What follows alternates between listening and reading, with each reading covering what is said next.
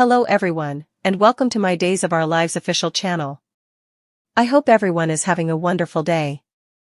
Before we begin, please hit the subscribe button and give this video a thumbs up. Marlena and E.J. Acquire new guests.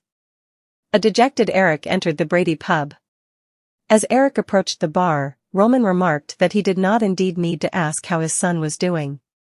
Eric filled Roman in on the hunt for Sloane, which had yielded no new leads.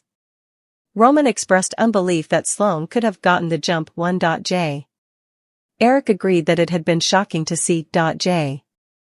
on the ground, unconscious, but he attributed Sloane's successful escape to her despair.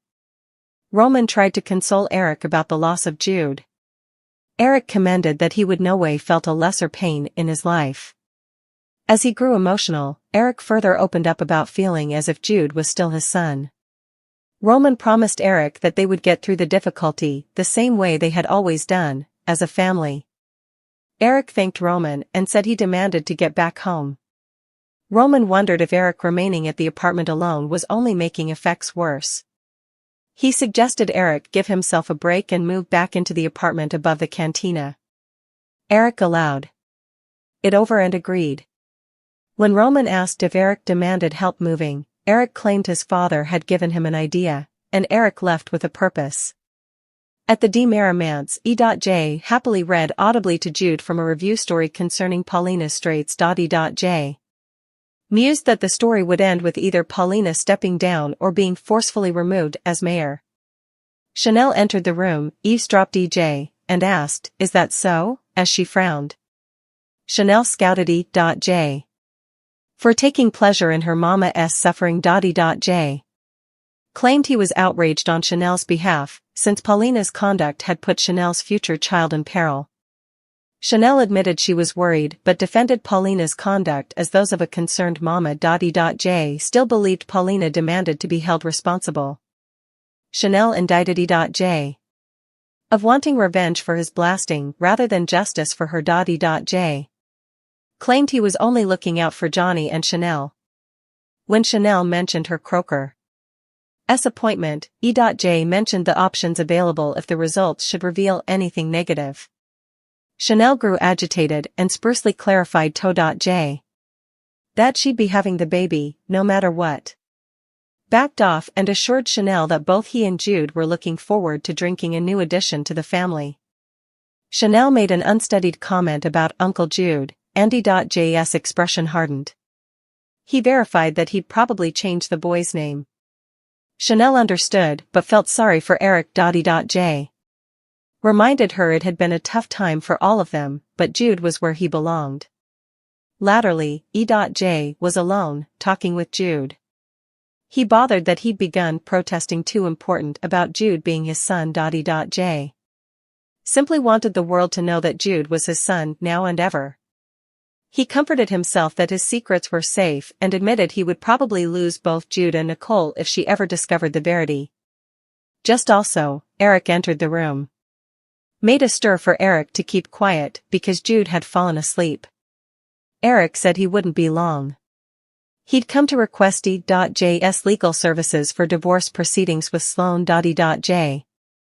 wondered why Eric had not sought out his family or Justin for help, but Eric believed they formerly had too important on their plates. Either E.J. abominated Sloane as much as Eric did and would be a strong advocate on Eric's behalf. E.J. conceded that the situation had made him and Eric strange backers, and E.J. sounded open to acting as Eric's counsel. Eric asked if Sloane would need to be located before divorce proceedings could begin. E.J. claimed he'd a workaround. He explained the conception of a publication divorce to Eric. However, also the divorce could probably move forward in due time, if Eric made a good faith trouble to find Sloane by posting a notice in the review every week for many weeks. Eric thanked E.J.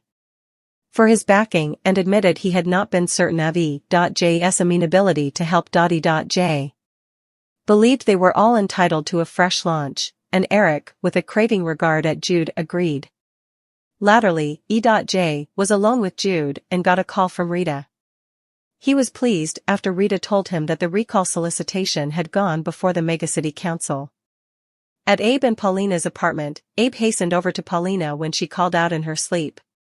Paulina explained that she would had an agony about the radiation transubstantiating her into a 50-bottom woman rampaging through the thoroughfares of Salem and stranding sweet bits. Paulina also confessed to a shocked Abe that she would had the dream nearly every night. Abe suggested they talk with Marlena, while Paulina allowed. The world of Marlena, Paulina did not suppose it took Dr. Freud to understand why she had been featuring about destroying the city and her son.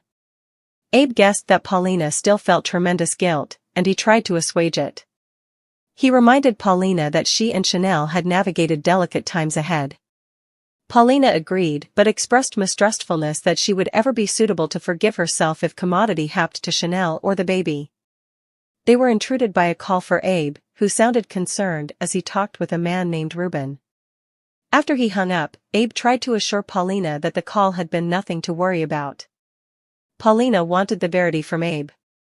With a shriek, he admitted that Ruben was a megacity council member who had called to inform Abe about a solicitation to recall Paulina as mayor. Paulina was outraged, especially after Abe verified the solicitation had garnered enough autographs to be presented to the megacity council. She wanted to know who the rats were behind the trouble. Abe called them the CCS, or Concerned Citizens of Salem. Paulina pledged to uncover the individualities of the association's members. Abe began the disquisition by making some calls. After a short time, he entered a textbook that revealed the identity of the main supplicant. Paulina took one look at the screen and pronounced, "I should have known." Eric returned to the cantina and thanked Roman again for helping him take the necessary way to move on. Eric said he could make one further gesture and slid off his marriage ring. He told Roman he would seen Jude before. Eric said that every time he saw the boy, he felt as if he were losing Jude each over again. Roman hugged his son. In Horton Town Square, Leo scowled over a review caption that declared, "Paying price for radioactive lift." Leo made a crack about the return of sharp jotting to the paper. Someone intruded his snark and asked for a favor. Leo started to say that he did not do favors, but when he looked up and saw a shirtless and sweaty man, he beamed and asked what he could do to help. Leo began to flirt and told the man that although he typically wouldn't do certain effects with a foreigner, for the man, Leo would be willing to make an exception. The man asked for Leo's glass of water, which Leo ultimately relinquished. Leo watched with gaiety as the man revealed some of the water on his casket. The man thanked Leo and prepared to continue his jam.